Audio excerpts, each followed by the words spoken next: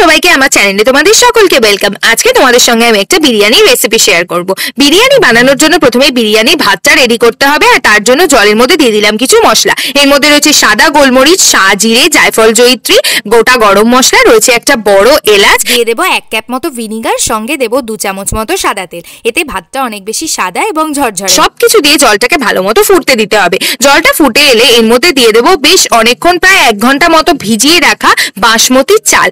আর চাল দিয়ে চালটা সেদ্ধ করে এসে ভাতটা নামানোর সময় অবশ্যই বেশ অনেকটা পরিমাণ নুন দিয়ে একটুখানি রেখে ভাতটা নামাতে হবে। তাতে ভাতের মধ্যে নুনটাও বেশ ভালো মতো ঢুকে যাবে আর ভাতটা ভাঙারও কোনো চান্স থাকবে না। এরপর অন্য একটা কড়াইতে সাদা তেল দিয়ে তার মধ্যে দিয়ে দিয়েছি নুন আর হলুদ। আলুটা বেশ লাল লাল করে ভেজে তুলে রাখা হলো।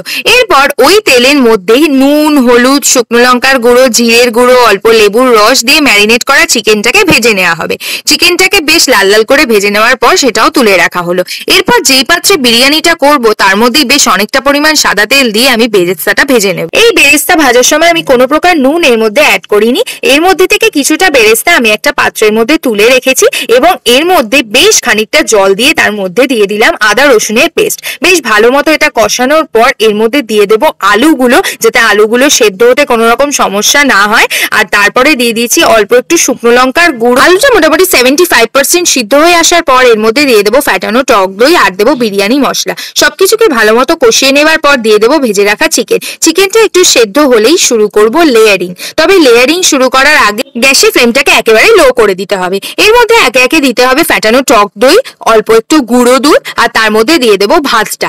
বেশ অনেকটা পরিমাণ ভাত দেওয়ার পর তার উপরে দিয়ে দেবো বিরিয়ানি মশলা এবং সঙ্গে আরেকটা মিক্সচার বানিয়ে নেবো। গরম দুধের মধ্যে দিয়ে দেবো ইয়েলো ফুড কালার। তোমরা চাইলে কেশর অ্যাড করতেই পারো, আমার কাছে কেশর অ্যাভেলেবেল নেই তাই আমি ইয়েলো ফুড কালার দিলাম। আর দিলাম গোলাপ জল এবং কেওড়ার জল, সবই 2 চামচ করে। আমার বিরিয়ানির কোয়ান্টিটি অনুযায়ী আমি 2 চামচ করে দিয়েছি, তোমরা চাইলে এর থেকে বেশি বা কম দিতেই পারো।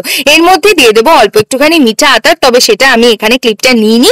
তোমরা চাইলে এর মধ্যে অ্যাড করতে পারো বা সরাসরি বিরিয়ানিতেই অ্যাড করতে পারো। এই মিশ্রণটি হাত দিয়ে ছিটিয়ে ছিটিয়ে বিরিয়ানির পুরো লেয়ারটাতে কভার করে দিই। তারপরে এক এক করে খুব সাবধানে আলুগুলোকে লেয়ারের উপরে বসিয়ে দিতে হবে এবং এর উপরে এক এক করে দেবো গুঁড়ো দুধ আর সঙ্গে দেবো কিছুটা বেরেস্তা যেটা আমি তুলে রেখেছিলাম। তারপরে দেবো ভাজা চিকেন গুলো যেটা আমি পেঁয়াজের রসে সিদ্ধ করে নিয়েছি সেটা, আর তারপরে দিয়ে দেবো খুব সামান্য গাওয়া ঘি। এইভাবে 2টো লেয়ার আমি বানিয়ে নিয়েছি এবং শেষ লেয়ার অর্থাৎ একেবারে ওপরের লেয়ারটাতে আমি দিয়েছি সিদ্ধ ডিমগুলো, যাতে খুব সহজেই ভাতটা ভাঙতে গিয়ে ডিমগুলোকে খুঁজে পাওয়া যায়। এভাবে সবকটা লেয়ার বানিয়ে নেবার পর এটাকে ঢাকা দিয়ে বেশ অনেক ভারী কিছু ওপরে একটা চাপিয়ে এটাকে গ্যাসে বসিয়ে রাখবো প্রায় আধ ঘন্টা। প্রথম 15 মিনিট একেবারে হাই ফ্লেমে এবং পরে 15 মিনিট একেবারে লো ফ্লেমে এটাকে রেখে দিতে হবে। আর আধ ঘন্টা পর বিরিয়ানিটা যখন খুলেছি এত সুন্দর গন্ধ বেরিয়েছিল, একেবারে অসাধারণ। তবে তোমাদের একটা জিনিস বলতে আমি মিস করে গেছি, সেটা হচ্ছে মিঠা আতর, যেটা আমি লাস্টে দিয়েছিলাম একেবারে। তো এটার ক্লিপটা নেওয়া হয়নি, তোমরা অবশ্যই কিন্তু এটা দিও, কারণ বিরিয়ানির মেন অ্যারোমাটা কিন্তু এই মিঠা আতর থেকেই আসে। আর বিরিয়ানিটা এত ভালো দেখতে হয়েছিল তোমাদের কি বলবো, আলুটাও একেবারে সুসিদ্ধ হয়েছিল, সঙ্গে চিকেনটার ভেতরেও তো দারুণ ফ্লেভার ঢুকেছিল, সঙ্গে চিকেনটা ভীষণ সুন্দর সেদ্ধ হয়েছিল।